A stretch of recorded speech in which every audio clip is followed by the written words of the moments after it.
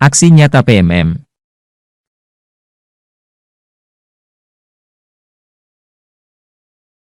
Topik, Kurikulum Merdeka, oleh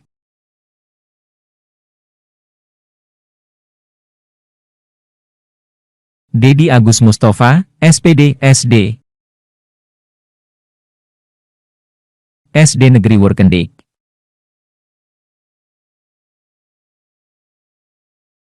Sasaran aksi nyata. Seluruh guru di SD Negeri Workendik Kabupaten Fakfak. Mengapa kurikulum perlu berubah? Sebelum itu, mari kita cari tahu apa itu kurikulum. Pengertian kurikulum.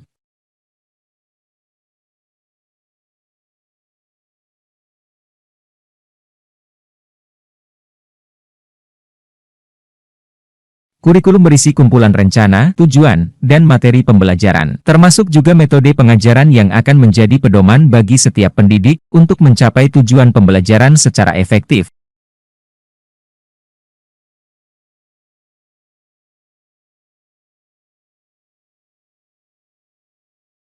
Peran kurikulum.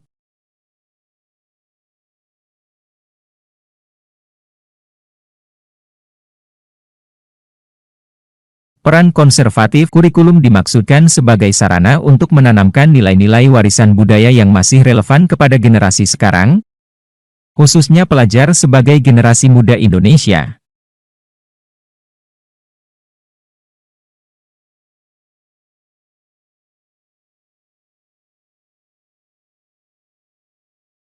Peran kreatif. Di era global ini, dunia telah memasuki revolusi industri keempat, di mana masyarakat dituntut untuk kreatif menciptakan inovasi-inovasi yang tidak hanya menopang masa kini namun juga bertahan di masa depan.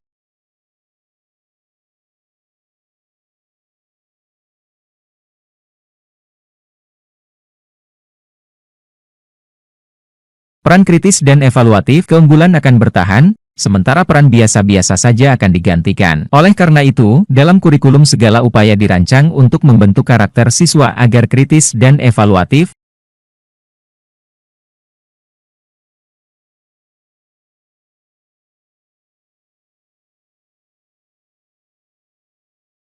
Fungsi kurikulum.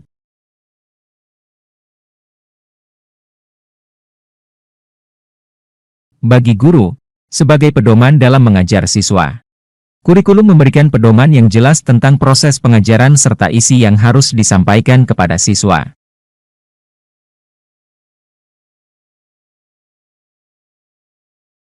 Bagi kepala sekolah, sebagai pedoman pengelolaan sistem pendidikan.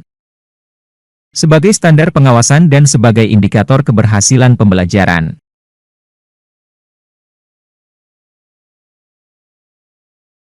Bagi siswa, sebagai referensi dalam belajar. Dengan adanya kurikulum, siswa menyadari materi yang perlu mereka pelajari dan pahami. Dengan demikian, siswa dapat mempersiapkan diri menghadapi ujian dengan lebih baik.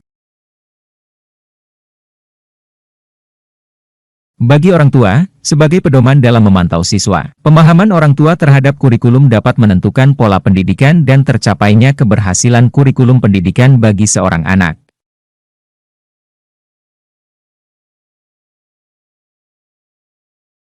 Kemudian, mengapa kurikulum perlu diubah?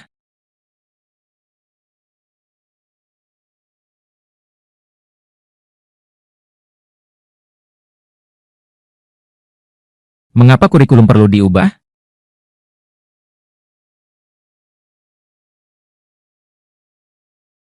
Kurikulum perlu diubah karena dunia dan kebutuhan masyarakat terus berkembang. Berikut 9 alasan mengapa perubahan kurikulum perlu dilakukan.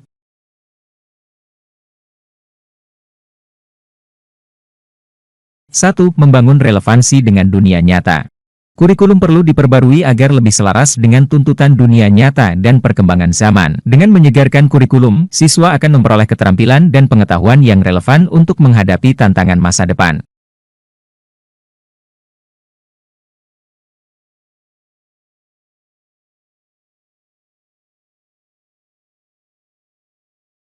2. 2. Memberikan pendidikan holistik. Kurikulum harus mencakup aspek holistik atau menyeluruh seperti keterampilan sosial, emosional, dan kesehatan mental. Dengan demikian, peserta didik akan memperoleh pendidikan yang lebih komprehensif dan dapat mengembangkan potensi dirinya secara utuh.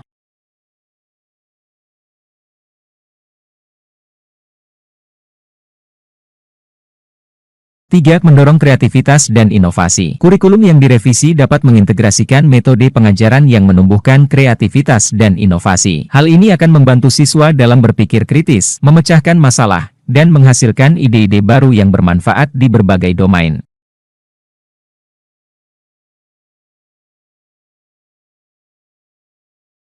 4. Mempelajari keterampilan abad 21. Kemajuan teknologi dan globalisasi telah mengubah lanskap tempat kerja dan kebutuhan keterampilan dalam masyarakat. Kurikulum yang diperbarui akan berfokus pada pengembangan keterampilan abad ke-21 seperti pemecahan masalah, kolaborasi, berpikir kritis, komunikasi, dan literasi digital. 5. Penguatan nilai etika dan moral. Kurikulum Merdeka memberikan perhatian yang lebih besar pada pembentukan karakter dan nilai etika. Hal ini akan membantu siswa dalam menumbuhkan sikap bertanggung jawab, etis, dan integritas dalam kehidupan pribadi dan sosial mereka.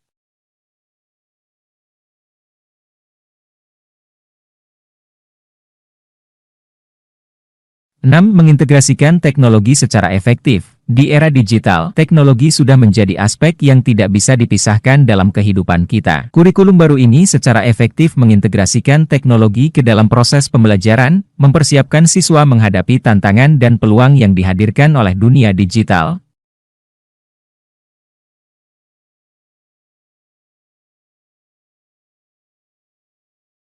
7. Mengurangi tekanan dan beban berlebih. Kurikulum yang fleksibel dan berorientasi pada hasil dapat membantu mengurangi tekanan dan beban berlebih pada siswa. Dengan menyesuaikan kurikulum untuk mencapai keseimbangan yang lebih baik antara kegiatan akademik dan non-akademik, siswa dapat memiliki waktu yang cukup untuk bermain, istirahat, dan menekuni minatnya.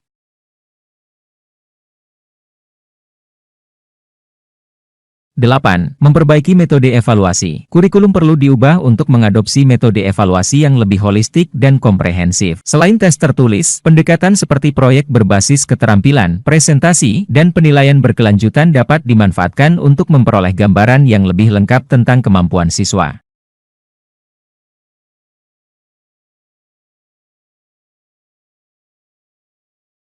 9. Melibatkan siswa dalam proses pengambilan keputusan. Kurikulum Merdeka melibatkan siswa dalam proses pengambilan keputusan terkait pembelajaran. Hal ini akan memberi mereka rasa memiliki dan meningkatkan motivasi dan keterlibatan mereka dalam pendidikan.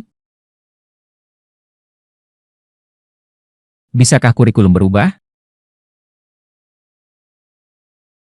Apakah kurikulum satuan pendidikan bisa berubah?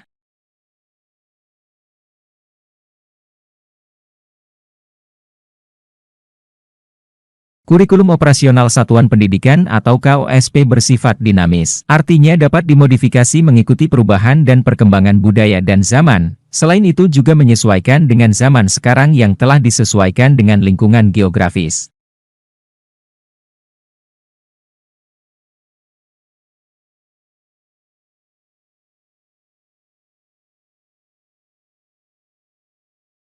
Kurikulum Merdeka bersifat dinamis dan terus dikembangkan atau disesuaikan sesuai dengan konteks dan kebutuhan peserta didik untuk membangun kompetensi masa kini dan masa depan.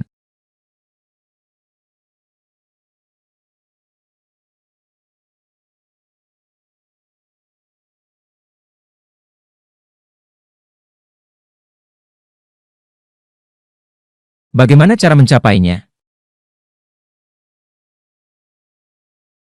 Bagaimana cara mencapainya?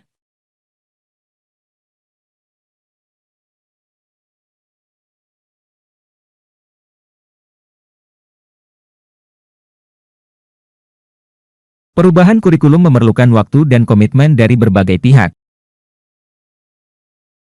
serta penyesuaian yang berkelanjutan.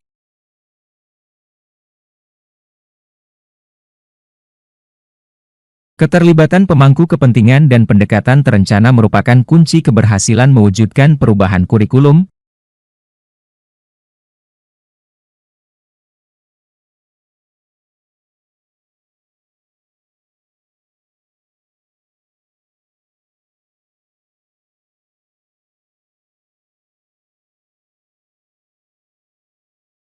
Seluruh komponen masyarakat yaitu orang tua, masyarakat, dan sekolah harus mengutamakan kebutuhan, pendapat, pengalaman, hasil belajar,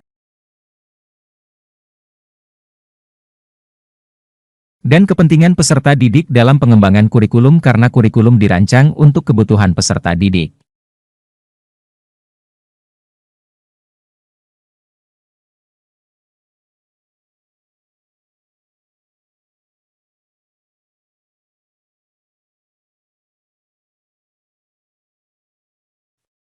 Terima kasih.